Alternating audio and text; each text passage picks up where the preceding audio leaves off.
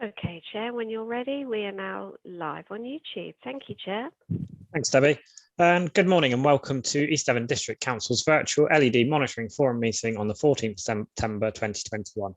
I am your Chair, Councillor Sam Hawkins, and I'd like to welcome anyone watching the meeting via the live streaming.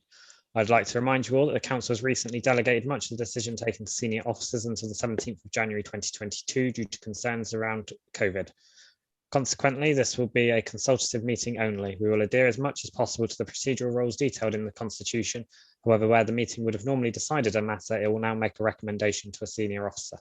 The officer will then take that recommendation into account when making their decision.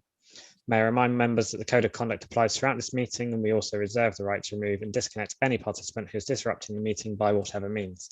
Please turn any telephone devices off or onto silent. In the event that a break in internet connection, please bear with us as we try to reconnect, and after 15 minutes, if we are not able to reconnect, we will consider the meeting adjourned and reconvene at a later date. If you wish to comment, please raise your electronic hand and wait to be called. We will now start the meeting by doing a roll call of forum members here present. Okay, thank you, Chair. I'll start with you, please, Chair. Yes, present. Thank you. Councillor Arnott, please. Present. Thank you. Councillor Dent. Present. Thank you. Councillor Brewster-Sarum, please. Present, thank you, Debbie. Thank you. Councillor Hayward. Present, thank you. Thank you. Councillor Hookway. Present, thank you. Thank you. Councillor Loudon. Don't think I see Councillor Loudon. I've had apologies from Councillors Johns, Young and Pook, which I'll come back to, Chairman, and Councillor Rowland, please. Present, thanks, Debbie. Thank you. I can confirm your quorum, Chair. Back to you. Thanks, Debbie. And then on to agenda item 1 is the Chair's introduction. So I'd just like to take this moment to acknowledge the LED Community Leisure's outgoing Chairman, Nigel Halford, who I'm advised has been in the role for about 9 years now, and to also welcome the new Chairman, Richard Purchase. On to agenda item 2, public speaking. There are no members of the public registered to speak. Agenda item 3, apologies. Debbie, you've already gone through them, I think. Yep, so Chair, just to confirm, we've had apologies from Councillors Johns, Councillor Young and Councillor Pook. Can't make it today. Thank you. Thank you. Agenda item 4, declarations of interest. Again, this will be done by roll call. Thank you, Chair. Let's start with you, please. None, thank you. Thank you. Councillor Arnott. Subscribed member of LED. Thank you very much. Councillor Dent. Subscribing member of LED. Thank you very much. Councillor Desarum. None, thank you, Debbie. Thank you. Councillor Hayward. Sorry, I'm just finding the item on my agenda. Item 12, I live in the vicinity of Cloak and Lawn Sports Centre. So it's just a personal interest. I'm not a member or anything. Thank you very much. Councillor Hookway, please. None, thank you. Thank you. And Councillor Rowland, please. None, thanks. Thank you. Back to you, Chair. Thank you very much. Thank you. Agenda item 5, matters of urgency. There are no matters of urgency. Agenda item 6, confidential and exempt items. There are 3 items which officers recommend should be dealt with in this way, and we'll get on to them later. Agenda item 7, minutes of the previous meeting held on the 6th of July 2021. If there are any members with any comment on those minutes, please raise your electronic hand. If there are no issues, I assume that you're all content and they are recommended for senior officer approval. I see no hands, so I'll take that. Thank you. Agenda item 8, LED Community Leisure 2019 Social Value Report. And that's over to you, Peter, to introduce this item, please.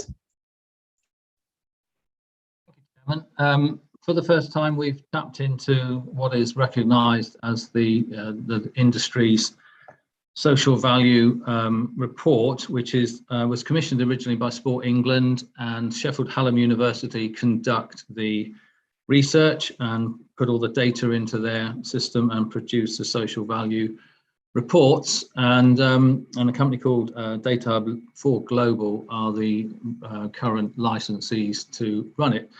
And I don't intend to go through it page by page, but clearly what it attempts to do is to measure the social value that is being provided by the leisure operator. And just some sort of key highlights which I'd pick out from this, assuming everybody's had the chance to read it. Really pleased to see that we, LED, provide about £9 million of social value. We've got a low crime reduction. Obviously, this is a fairly low crime area, but so we don't score so high in crime reduction. But in the other areas, in terms of health and well-being and social mental health and those sort of areas, we score very high. What the study shows is that we provide about £6.80 of social value for every pound invested by the council. So that's a really good return. My understanding is the industry average is around £3.80 for every pound invested. So we're nearly double the return that you see in some other local or in the average local authorities. So I'm really pleased that we are able to demonstrate for the first time a really good social value provision to local residents. I think there's some variations within that because that's a sort of average score. And I think just the other thing I'd pick out, unless you want to ask any questions, is what it does identify and show quite clearly is the difference in social value that we obtain from our daytime sites and our full-time sites as opposed to the dual use sites. Something that we'll, I'm sure, be referring back to later in the meeting. So Axminster and Sidmouth, as you can see, provide very much less social value than we get from Exmouth and Honiton and the more proficient sites which are open during the day. And this dual use issue is one I've raised before, and I think this shows it very clearly. We've already lost daytime use in Collerton. We are now being approached by Sidmouth Academy to reduce our community use during the day in Sidmouth. And we've already got issues with daytime access in Axminster, which was hence our proposal to move to our health and fitness and wellbeing operation to Cloakham Lawns, which we'll talk about later. But it clearly demonstrates the issues we have with our dual use sites and the lack of ability to target the key people that we would need to in the day. So this would be disabled people, unemployed people, people on means tested benefits, universal credit. You know, these are people that would want to come in the daytime because it's quieter and we can work with them with our qualified coaches. And they're not likely or keen to come at peak times in the evenings when the gym's really full and full of people who don't have any of the disadvantages that they have. So on the plus side, I'm very pleased that we can show a really positive social value impact.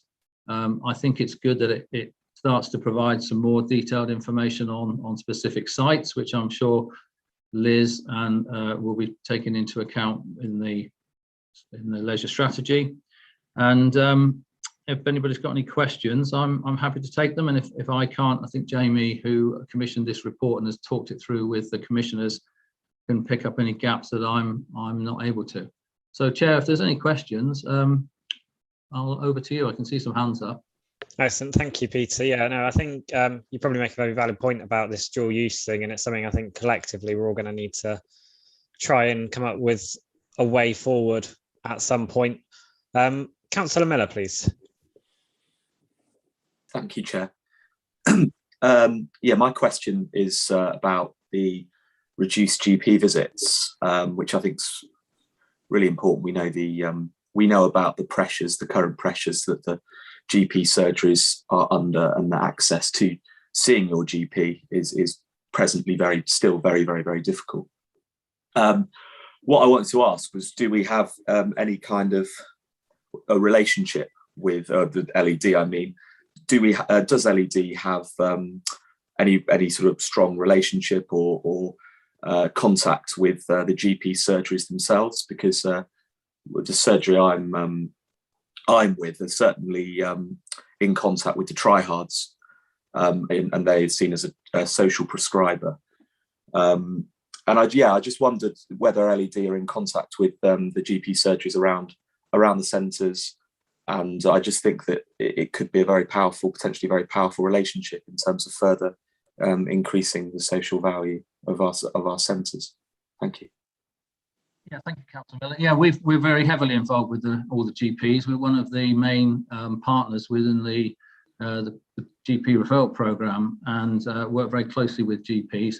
And obviously, it's been hit quite hard by COVID. So, but yeah, we're resurrecting those relationships, and that's very much part of Andrew Dare's job, who I think presented to you in the last meeting, and we saw the report. And I'm very pleased that now we're back to subsidising our community engagement team, because that's very much their role to engage with GPs. So that's picking up again now. GPs are under an awful lot of pressure, and I think they've got sometimes greater priorities than some of the referrals, which are to them low priority, because we tend to deal with some of the lower priorities. Having said that, we deal with cancer referrals, we deal with cardiac patients who are referred to us for cardiac recovery. And funnily enough, I went to the Exmouth outpatients last month because of a knee problem, and the physio referred me to LED to join the active pain group, which works on arthritis and knee problems. So he said, "Have you heard of LED? They've got a very good program down at Exmouth Leisure Centre." I hope you took him up. I hope you took him up on his offer. I said, "Yeah, I think I've heard of LED, and I think they do a bloody good job." But yeah, so we're heavily involved with the GPs, and in fact, a major partner within the GP program, and just hoping that they'll start to get their head above the parapet and start to be able to work their way through the priority cases and start to refer again. And we're seeing quite a lot of referrals starting to come back. But I just go back to my previous point. They're the ones who really we need to cater for in the daytime. Particularly cardiac and cancer patients who aren't working, and we need a quieter time to deal with them. So we're dealing with those in our main sites at Exmouth and Honiton, but struggling to find the capacity to deal with those sort of patients in the dual use sites, as we've mentioned. Chair. Thank you. Councillor Gazzard, please. Thank you, Chair, and good morning all. I was going to ask a similar question to Councillor Miller, but it was, and I think, Peter, you've answered the question about cardiac and cancer patients. Are we involved with that? And you've answered that. Can I just make a general comment that I find the report an excellent report, and it's well laid out, and it's really pleasing to see that the value that we're getting from it. And just a quick question: will this be an annual report, or is it just a one-off, please? No, we intend that this will be an annual report, and something that when we get into the detail of what I might call a service level agreement for the following 4 years is something we'd probably be keen, and you'd be keen as a council, to see integrated into our service level agreement. And I know John Goulden would be nodding at that, because we've had these conversations about making sure that what LED has done voluntarily, if you like, for the last 15 years, meeting our charitable objectives, becomes written more into a contractual obligation, which we're very keen to integrate into the service level agreement, and hence the need for reinforcing the community engagement team and the GP referral team. Thank you. Thanks. I think that's important as well when we come to budget setting, and that it really helps something like this to show what we're getting out the other side for the money being spent in. One observation I'd make is it would be good to understand as well the geographical social values spread, just because it's obviously this, I get why it names where the leisure centres are, but we don't know the impact that has on our villages and towns that don't have those facilities, and if that benefit, or how we can try and even some of that up somewhere. Councillor Sarum, please. Good morning. Thank you very much, Chair. I think, Peter, it's a very, very good report. And I just wondered whether any sort of improvements could be made on the Exmouth Tennis Centre, because I noticed it's not, obviously it's got less users compared to the main leisure centre, but I just wonder whether there's anything to be done about it, because I noticed in the next item that we'll go on to talk about, under page 14, you raise concerns about the tennis centre. So I'm just wondering what steps, if any, you can take to sort of kind of raise the figures in the tennis centre, if there's any steps you can do to do that, Peter. So that's really my question. Thank you, Chair.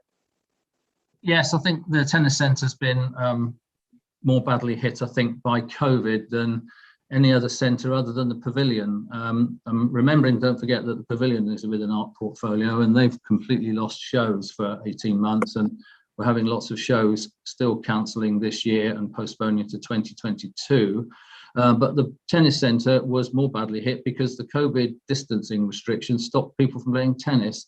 So when we were able to open gyms and studios and the pool with restricted numbers, we were unable to start tennis because of the and squash. And I know Councillor Miller's shaking his head, because racket sports were more badly hit by COVID than any other sports, because they wouldn't let them play. So we've got to rebuild the customer use base at the tennis centre. We also had the vaccination centre there, if you remember, and that impacted on our ability to offer tennis.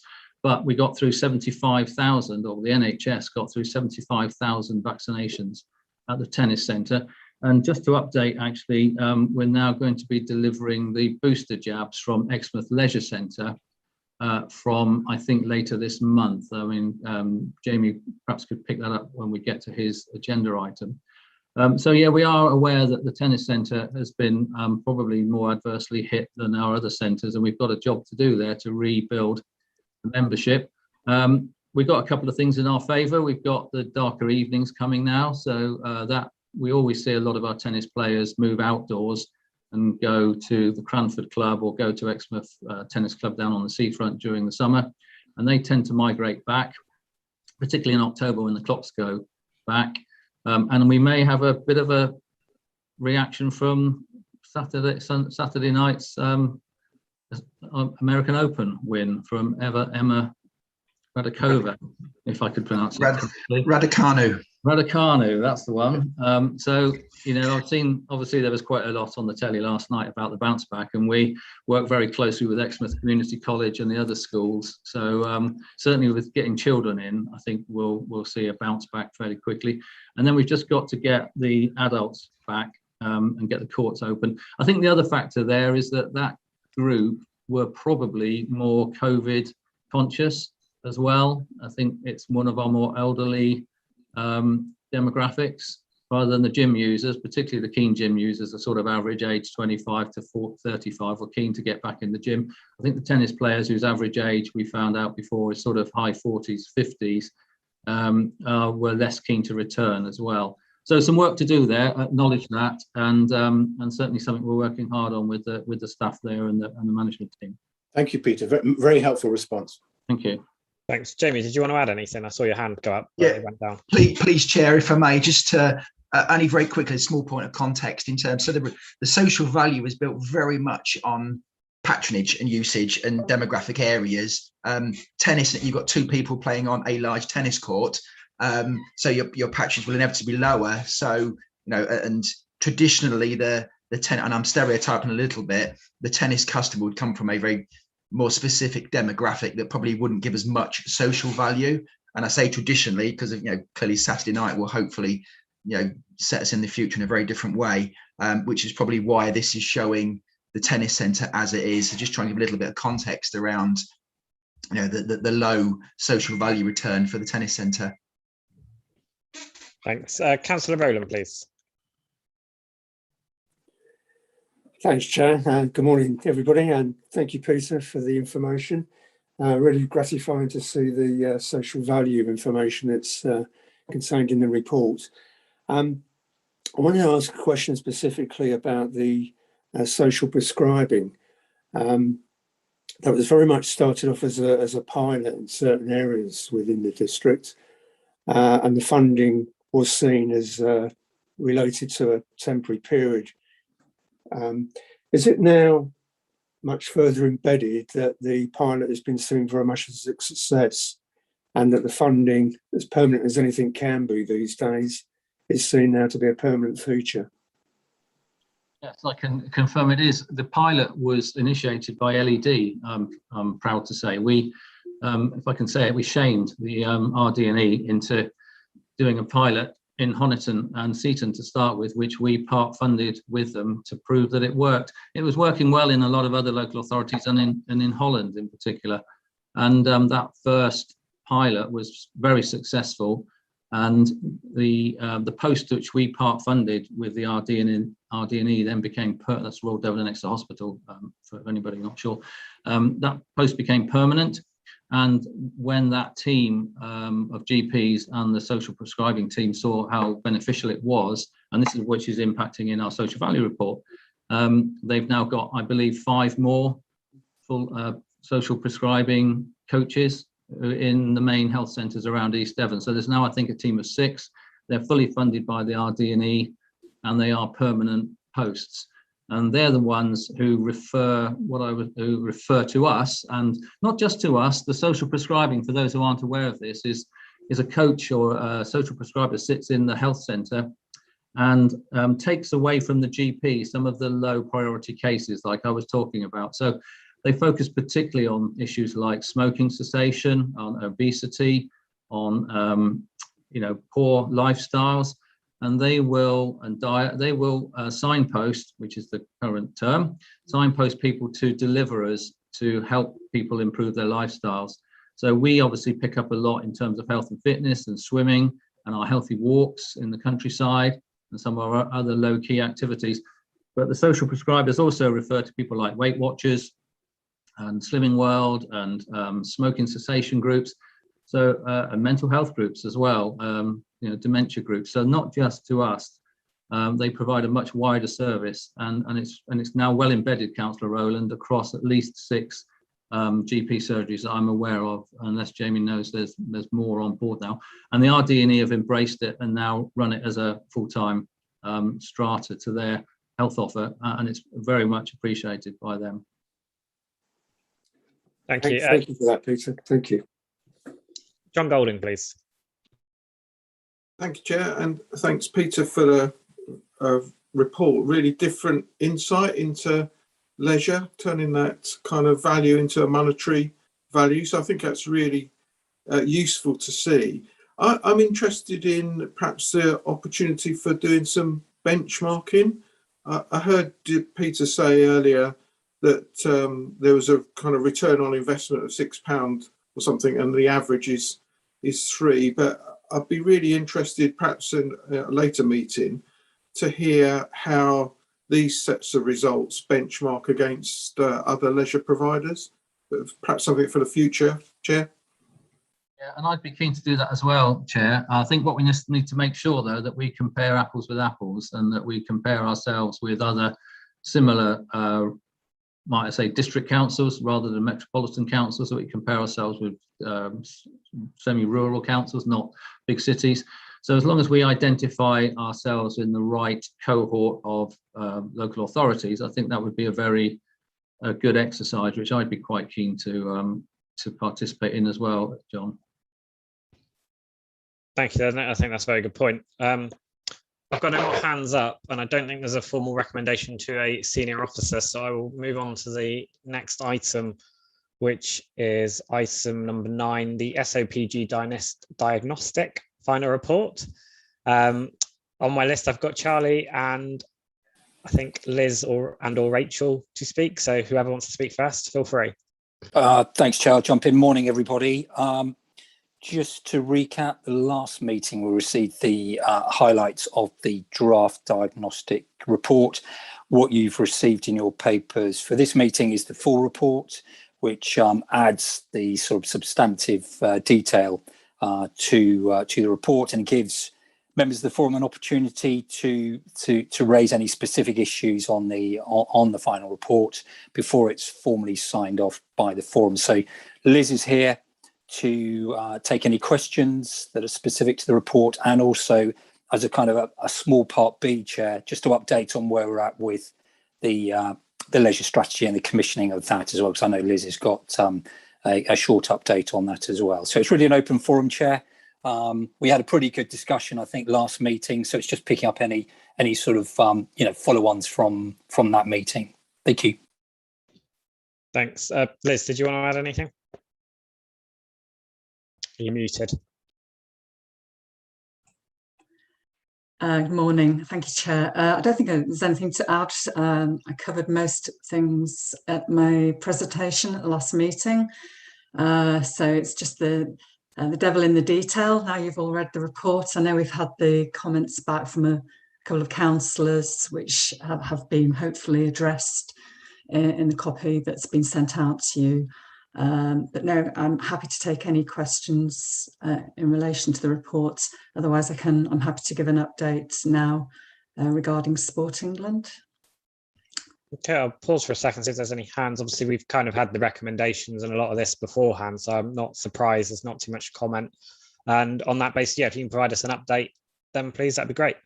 Yeah, thank you. Well, I think it was last week, Rachel and myself met with John Coos from Sport England. He's the strategic lead for major capital investments, which is quite a grand title. And basically we were updating him on our work in East Devon and just going through the key recommendations from the SOPG diagnostic and talking in general about the next stage of work.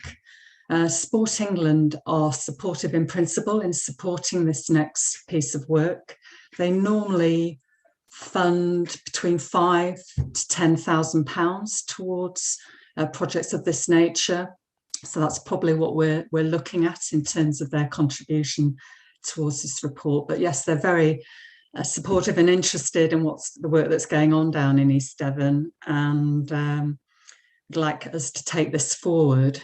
I think at the moment we have drafted a scope of works, which we've shared with Charlie and Simon as well. So we need to sit down with them both and sort of go through that. The funding from Sport England is subject to us following the SOPG process to make sure that everything is covered off. So as long as Charlie and Simon's requirements and Sport England's requirements are met, then we're good to go with that. Something else that's probably worth mentioning is that Sport England are about to launch a new framework for local authorities to help local authorities tap into consultancy support for projects of this nature, SOPG reports, but leisure service delivery issues, guidance, what have you. And that's due to go live mid-September, and it's a 4-year framework agreement. It doesn't cost local authorities anything to get onto that framework and use the that are registered with them.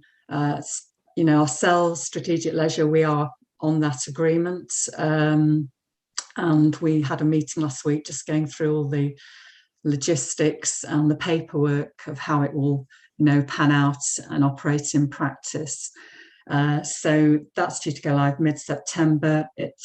The framework is divided into 2 areas, basically work that comes under £10,000 and work over £10,000.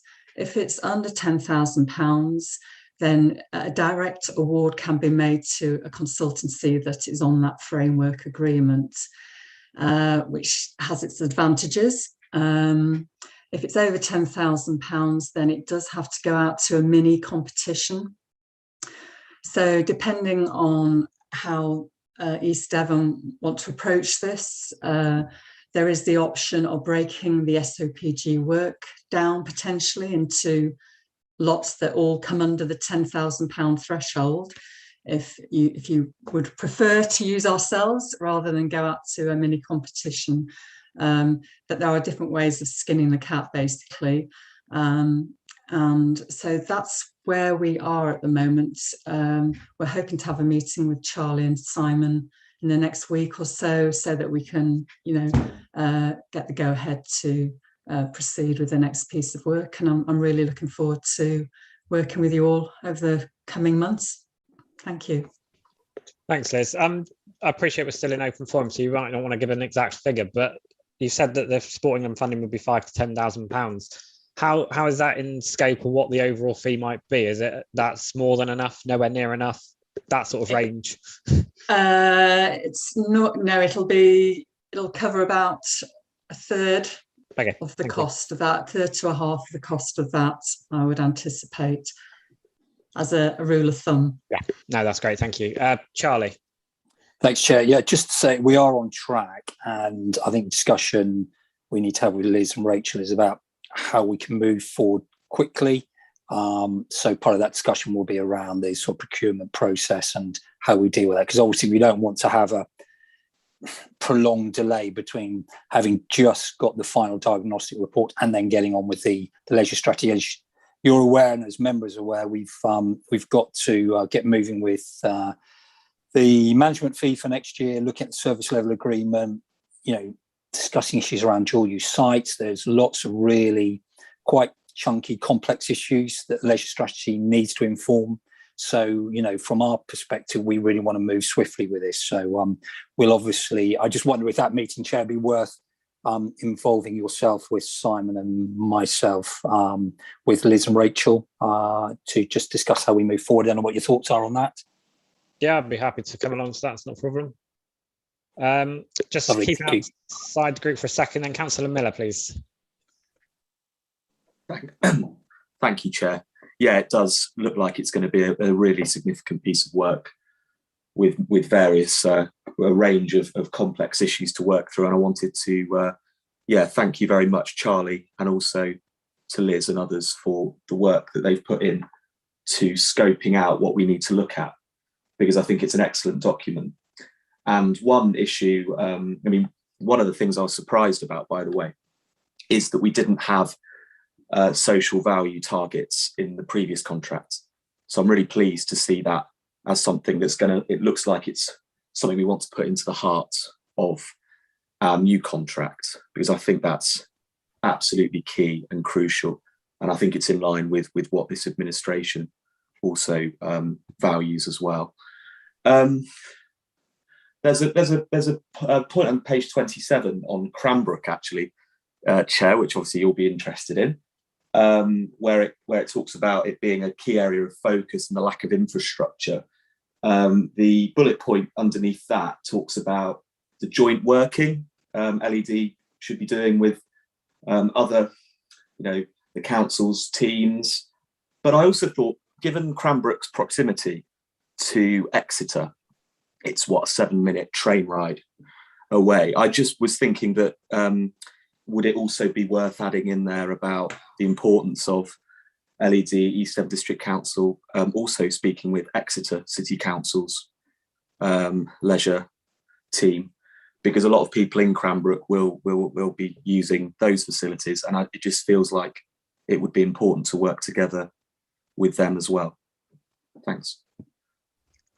If I could come back on that, the SOPG report will look and we'll consult with neighbouring authorities, because we understand, people don't look at boundary lines in terms of where they live. They go to the nearest leisure centre. And we'll also be doing what they call a facility planning model.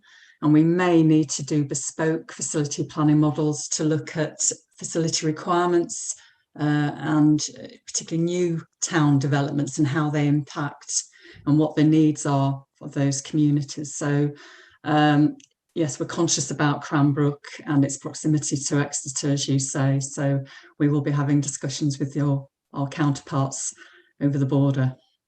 Yeah, if I may just very quickly say, there are already a couple of consultation groups which are working at that level, and we're on 2 of them. One works more at the sort of community engagement level, which Lottie and local managers are on. So we're working on local engagement issues, community engagement issues. Right. And I'm also in a working group which meets with more senior managers in the city council. And in fact, I've got just a communication yesterday from one of their senior managers to have a meeting with him in the next couple of weeks to talk about Cranbrook. So we are in discussion with Exeter and trying to keep a good dialogue going and track what's going on there. And Andy Wood, I think, is the officer within the council who's the project manager for Cranbrook, and I'm hoping to meet with him soon as well and get an update on progress, because it is quite clear that a leisure centre is keenly needed and wanted by the residents from all the surveys which I'm seeing them return. Well, as and when we do start this piece of work, we do tend to draw up a huge sheet of consultees, and that will include groups, active groups, underrepresented groups.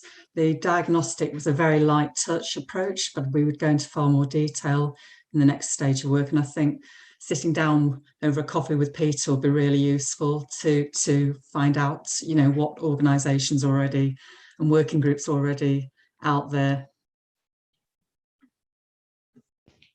Thank you. Councillor Hookway, please. Thank you, Chair.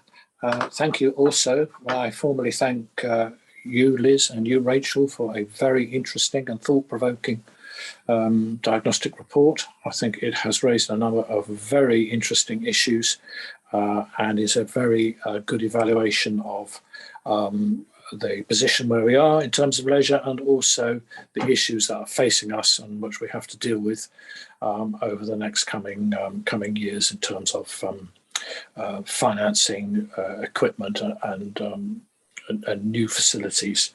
I look forward to working with you in the future. I think there's a great more to come, as you've already highlighted.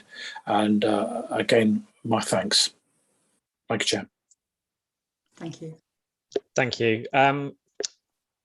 Sorry, bear with me 2 seconds. So we've got that there is on our covering note that there's a recommendation to refer this to Cabinet.